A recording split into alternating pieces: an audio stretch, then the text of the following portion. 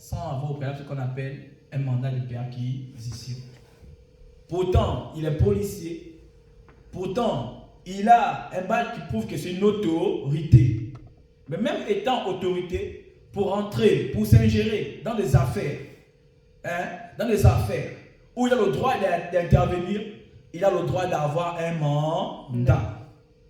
Bien que le trafiquant reconnaît qu'il est en erreur, bien qu'il est attrapé en flagrant délit, mais il sait aussi qu'il a ses droits. Et il dira quoi au policier? Il dira au policier, monsieur, montrez-moi votre mandat de perquisition. Amen. Et le terme est, ton mandat de perquisition, c'est Jésus. Le mandat de perquisition, c'est Jésus. Amen. Bien que tu aies une autorité, tu as besoin d'une lettre avec le cachet qui atteste que la mission pour laquelle tu es a été réellement confirmée. Quel que soit l'endroit où tu peux être. J'ai pris l'exemple d'un policier pour démontrer, quel que soit ton grade, pour aller attraper quelqu'un qui est en infraction, tu as besoin forcément d'une autorité. Mais comment expliquer que nous sommes policiers? Nous avons besoin d'une autorité. Nous avons besoin d'un mandat, certainement pour agir face à cette situation. Nous avons besoin de quelque chose pour répondre à quelque chose. Et nous sommes dans Luc 18. Luc 18, à partir du verset 26, je vais lire. Ceux qui l'écoutèrent dire, qui peut donc être sauvé? Ceux qui l'écoutèrent dire, qui peut donc être sauvé? Mais comment Jésus dit encore, il est plus facile un chameau de rentrer par le trou d'une aiguille et qu'un riche de rentrer par la porte. Et là, tout le monde s'étonne. Il commence à dire non, là, on ne comprend plus. Frère, tu ne peux pas comprendre la parole. Tout ce que tu comprends, c'est ce que Dieu permet que tu comprennes. Ce qui nous sont, ce qui nous révèle n'est pas tout ce que Dieu connaît. Dieu nous révèle à chacun de nous une intime partie de sa pensée. Et là, Pierre marchait avec Jésus. Pierre a vu Jésus agir. Et là, cette parole a même choqué Pierre. Et là, ces paroles ont même choqué ceux qui côtoyaient Jésus et qui étaient sûrs certainement de rentrer dans le royaume. Et il y a cette interrogation que j'ai aimé de Pierre et que moi-même parfois je pose à Dieu. Pierre appelle quelque chose à Jésus. Avant que Jésus se révèle à nous, nous avions une vie autrefois. Avant que Jésus se manifeste à toi, certainement tu menais ta vie comme tu voulais. Tu menais ta vie comme tu prétendais. Et tu menais ta vie comme tu semblais.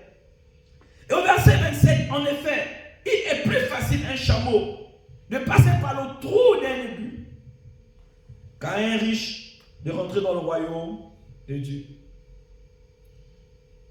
Pierre dit alors, voici, nous avons tout quitté et nous t'avons suivi. Nous avons tout quitté et nous t'avons suivi. Nous avons abandonné notre vie de débauche. Nous avons reconnu que c'est toi qui appartiens les paroles de la vie. Nous avons reconnu que tu es le créateur de l'univers. Mais c'est pour cela, notre acte, notre preuve d'amour envers toi, nous avons accepté de mettre une croix à notre vie passée. Comme Abraham, nous sommes sortis de la vaine manière de vivre de nos parents, sans plus regarder en arrière. Nous t'avons suivi. Nous avons abandonné nos projets. Nous avons abandonné nos vies. Nous avons abandonné tout ce que nous estimons. Tu as abandonné ce monsieur qui te donnait de l'argent dans le péché. Tu as abandonné cette vie de malhonnête qui te produisait quand même un peu de gain. Tu as tout abandonné. Pour suivre, c'est Jésus qui t'est venu à toi. Pour suivre, c'est Jésus qui t'a été présenté. Et il dit, vous qui êtes fatigués de cette vie, vous qui êtes fatigués de ce que vous traversez, venez à moi. Car j'ai la capacité d'essuyer vos larmes. Jésus nous a présenté son plan d'action. Dans son plan d'action, il proposait ce que le monde ne proposait pas à Pierre. Il proposait aux disciples ce que le monde ne proposait pas. Si on a laissé ce monde, c'est parce que ce monde ne nous offrait pas ce que Jésus nous offre. Si on a tout abandonné, bien qu'on ait incompris dans ce monde, bien que nous-mêmes parfois on ne se comprend pas, mais on sait une chose, que cet homme nous offre, c'est que nous-mêmes nous ne pouvons pas nous offrir. Pierre dit à Jésus, on ne peut pas marcher avec une personne sans s'accorder. Il dit à Jésus, non, arrêtons-nous d'abord. Qu'est-ce que tu me donnes? Lorsque Jésus s'est présenté à Abraham, il prend d'abord pourquoi il a quitté sa famille. Il prend d'abord son plan d'action et il prend d'abord quoi? Le plan qui où l'attend Abraham. Il a dit Abraham, quitte ta famille et laisse Abraham dans le silence. Abraham avait ses biens. Abraham dit, si je laisse mes biens, que me proposes-tu? Il dit, tout lui appartient.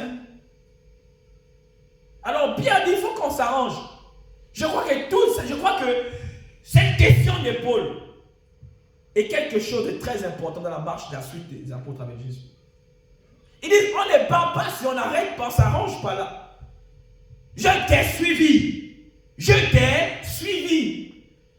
Tu es un père, comme tout autre père, mais tu es le meilleur des pères. Tu es un père responsable. Tu es un père qui n'a jamais abandonné ses enfants. Alors, Jésus, j'ai décidé de te suivre. Dans l'honnêteté, dans la droiture, sans regarder à gauche, sans regarder à droite. Qu'est-ce que tu me proposes? Qu'est-ce que tu me proposes? Alors Jésus répond, je vous le dis, en vérité, personne n'aura quitté à cause du royaume de Dieu, sa maison ou sa femme, ses frères, ses parents ou ses enfants, sans recevoir quoi? Beaucoup plus dans le temps présent. Et dans le monde à venir, la vie éternelle. Vous voyez, Jésus, la Bible n'est pas mise là par hasard. Jésus pèse les mots qu'il dit. Il ne dit pas directement, je t'offrirai la vie éternelle. Mais il propose d'abord à Pierre le plan d'action sur cette terre. Il précise, si tu me laisses, si tu laisses, tu abandonnes ceci, tu abandonnes cela, dans le temps présent, donc actuellement, j'ai le droit d'agir. Parce que lorsque nous laissons notre vie, c'était aussi une vie que nous menons. Mais à cause de ce que Dieu nous propose, nous avons le droit de le suivre. Il a le plan le plus alléchant dans notre vie. Alors, Pierre dit à Jésus, présente quelque chose. Et là, Jésus comprend qu'il fallait circonscrire le temps. Il précise présentement, je vous propose quelque chose. Et je vous donne ce que le monde ne donne pas. La vie est éternelle. Jésus sait que même si c'est terre, on a d'abord une vie. Et cette vie a été créée par lui. Nous sommes dans un monde qui a été créé par lui. Alors, le monde a tellement pleuré. Et le monde a dit à Dieu, que nous donnes-tu en retour? Dieu a donné son Fils unique. Même Dieu avait compris que s'il ne répondait pas à la question du monde, le monde n'allait pas croire en lui.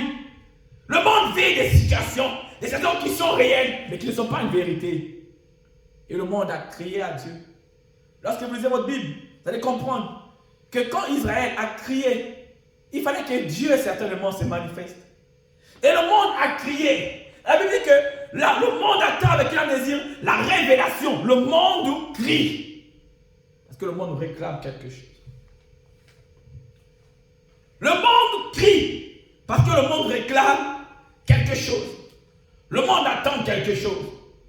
Et vous voyez, lorsque Jésus parle dans Jean 16, il précise à Dieu quelque chose. Il ne dit pas à Dieu, attends-moi dans la vie éternelle. Mais il précise à Dieu, il contextualise le temps dans lequel il laisse ses disciples. Il dit, Père, je les laisse dans ce monde. Jésus présente à Dieu la réalité de ce monde. Il dit quoi? Il ne les laisse pas du monde, mais préserve-les du monde. Jésus présente toujours l'actualité. Voilà pourquoi il dit à Moïse, je suis. Il ne dit pas j'étais. Il présente toujours. C'est un Dieu qui agit dans le temps présent. Et c'est un Dieu qui agit dans le temps à venir. Lui, quand il se présente, il commence par le présent et il dit je serai. Il ne circonscrit pas le présent, il se met dans le présent. Et la prière qu'il présente à Dieu, c'est une prière qui est dans le présent conditionnel. Je te les laisse, préserve-les. Jésus sait le monde dans lequel il avait laissé ses disciples. Jésus connaît la réalité dans laquelle nous vivons. Jésus connaît la réalité que nous traversons. Jésus est venu sur la terre, étant père, étant berger. Et il avait démontré le rôle d'un berger. Il s'est sacrifié pour ses brebis. Il dit, Père, je te le laisse. Il démontre combien de fois il a touché cette terre et il a vécu la réalité. Mais pourquoi Jésus fait cette prière alors? Pourquoi Jésus fait cette prière? Pourquoi Jésus présente cette prière à Dieu?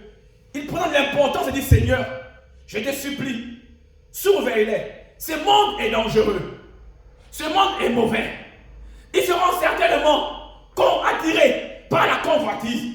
Ils seront certainement attirés par les roses des chrétiens. Mais je te supplie, veille sur eux. En un mot, pourvoir à leurs besoins. On va comprendre sur l'arrivée. Jésus dit pourvoir à leurs besoins, Père.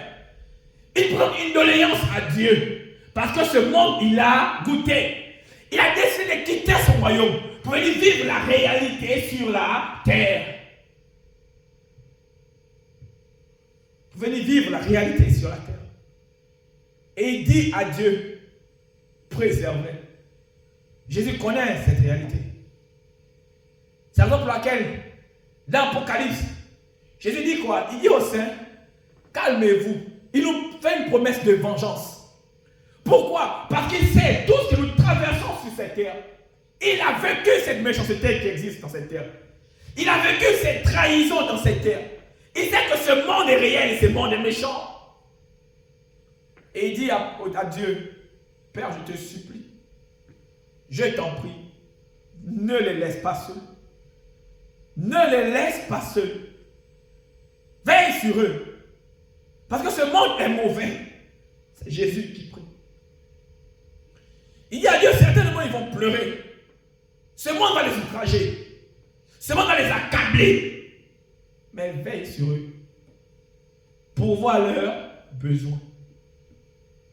Pour voir leurs besoins. Pendant que je montais, je n'avais pas le message. J'ai dit, qu'est-ce que tu veux que je dise? Il m'a dit, pour voir leurs besoins, il dit ça à Dieu. Vous voyez? Et là, pendant que j'étais là, il m'a montré deux aspects que je vais prendre. Le premier aspect, il y a la tempête qui arrive. Il teste les apôtres. Et Pierre voit Jésus.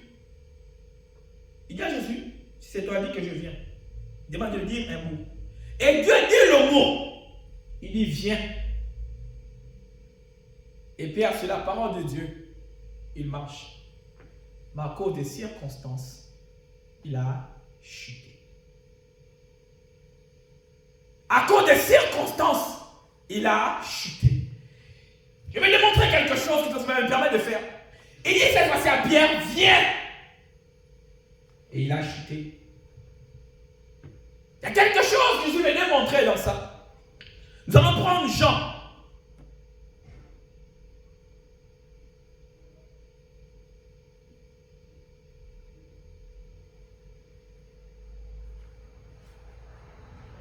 Jean, verset 21.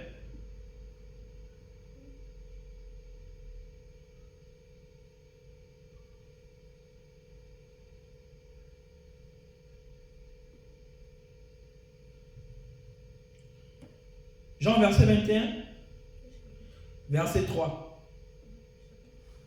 Jean, chapitre 21, verset 3. Simon-Pierre leur dit, je vais pêcher. Ils lui dirent, nous allons aussi avec toi. Ils sortirent et montèrent aussitôt dans une barque. Mais cette nuit-là, ils ne prirent rien. Le matin venu, Jésus se trouva sur le rivage. Mais le disciple ne savait pas que c'était lui. Il leur dit, les enfants, n'avez-vous rien à manger? Ils lui dirent non. Il leur dit simplement, jetez le filet du côté droit de la barque et vous trouverez. Et ils jetèrent donc. Ils ne parvinrent plus à retirer, tant il y avait des poissons. Vous voyez, c'est une histoire un peu similaire. Ils ne reconnaissent pas Jésus. Ils se disent c'est un fantôme. Et Jésus, pour lui montrer qu'il est là, il dit une parole à Pierre. Parce que Pierre dit, est-ce que c'est toi? Donne-moi une preuve que c'est toi. Je viens. Mais là, ce verset, je t'ai déjà présenté à Dieu de pourvoir à leurs besoins. Alors, ils vont certainement pécher, mais ils n'ont pas le mandat. Frère, ils vont pécher, mais ils n'ont pas le mandat. Pierre veut venir voir Jésus au travers de la mer, mais il n'a pas le mandat. Alors il dit à Dieu, dis un mot et je viens. Mais Dieu a dit un mot, Pierre n'est pas venu. Parce qu'il n'y avait pas encore la prière de consécration. Et là, c'est deux choses différentes. Dieu lui demande de venir. Là, on est sur une situation où Dieu a déjà prié Dieu. Où Jésus a déjà prié Dieu d'intervenir en leur faveur. Alors, dans la même situation, un peu la même histoire. Mais il dit à Pierre, lance le filet. Mais comment on explique que Pierre était en mer? Jésus a demandé de venir. Mais on a dit, à cause de la tempête, il y a des endroits, il y a des moments où Dieu permet que tu passes par la tempête pour booster ta foi. Dieu ne booste pas notre foi tout le temps. Il y a aussi des moments où Dieu décide de te faire grâce. Il n'a plus eu l'occasion de booster la foi des apôtres.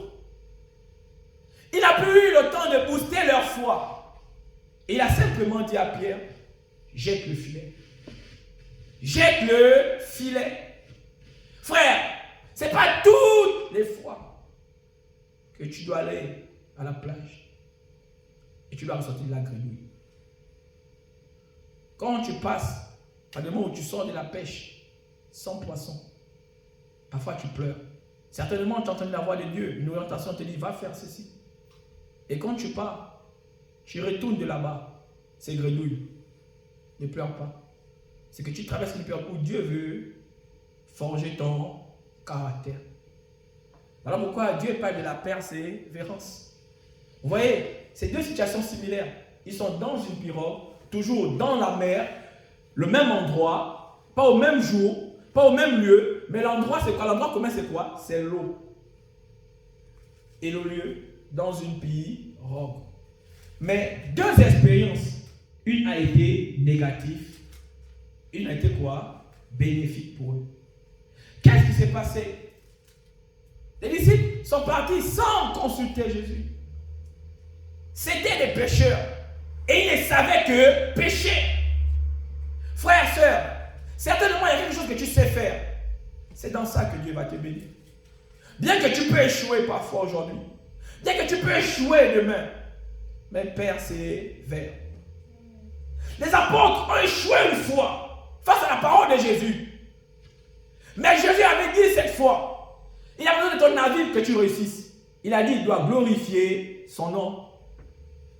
Alors, sœur, frère, bien que ça fait mal, persévère. Persévère.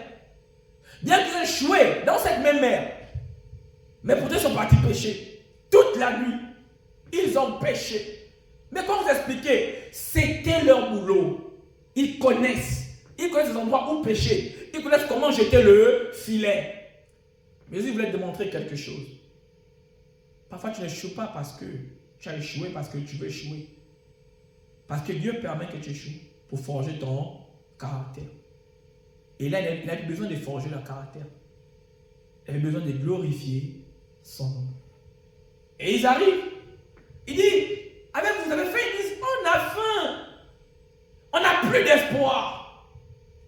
Quand ils mangeaient, ils ne faisaient pas d'effort. Jésus était là avec eux. Et là, Jésus commence à les habituer à la responsabilité. Et là, c'est l'une des premières fois qui se retrouvent sans Jésus, sans le guide, sans le repère. Alors, ils commencent à faire ce qu'ils savaient faire. Les gars, allons-y à la plage. Allons-y pêcher. Allons-y pêcher. Ils n'ont pas demandé à Dieu. Or, dans la première fois, Pierre dit à Dieu, si c'est toi, ordonne.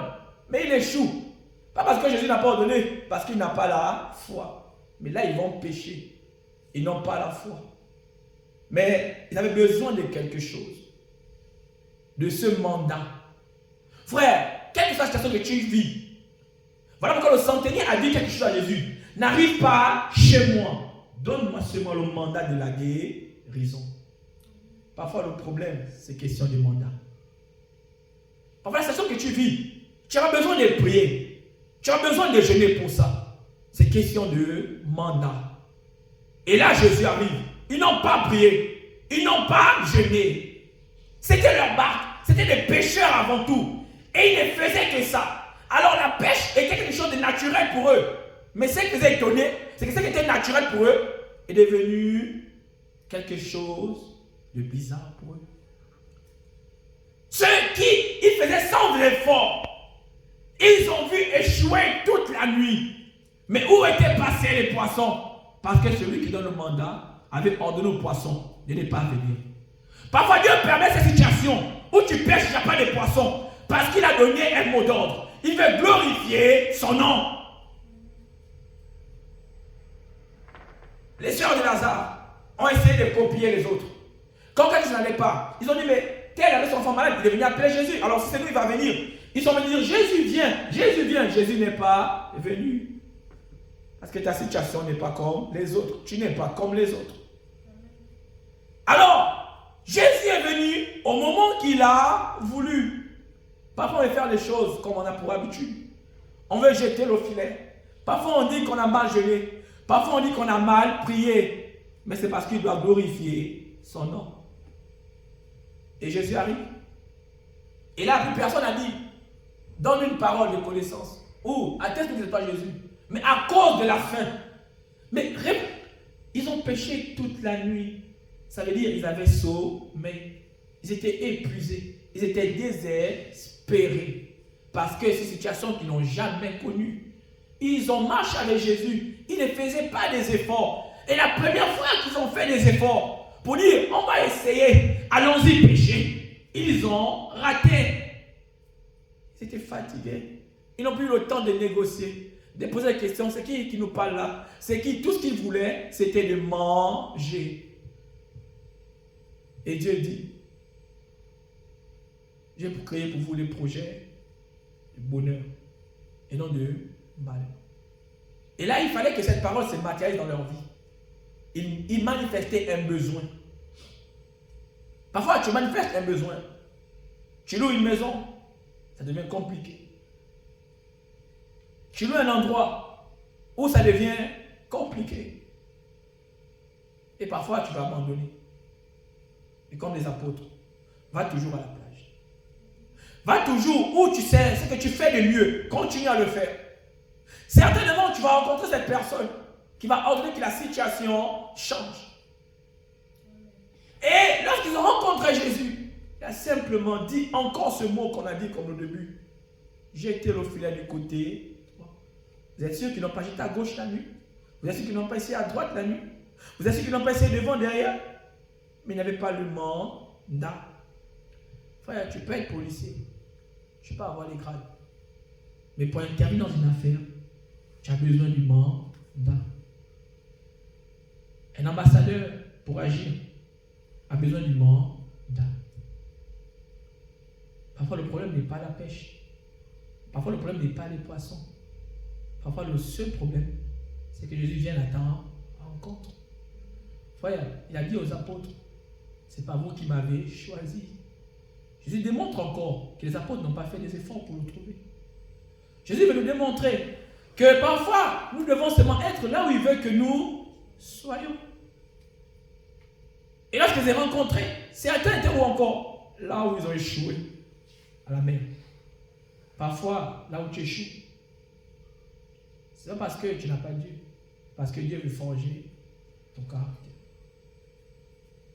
Si ça nécessite les pleurs, frères et sœurs, pleure.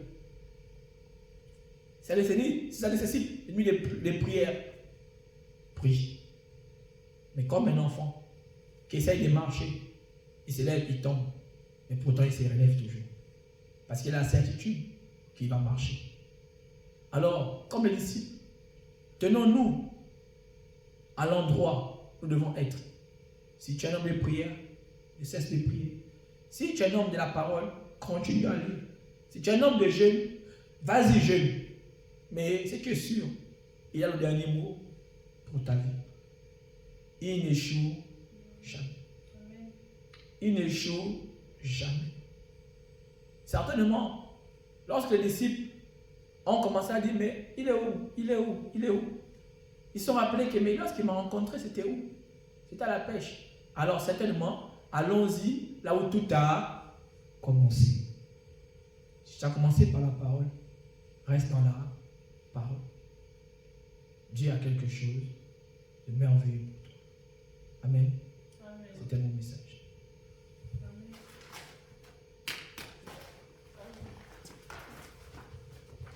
Jusqu'au bout, je veux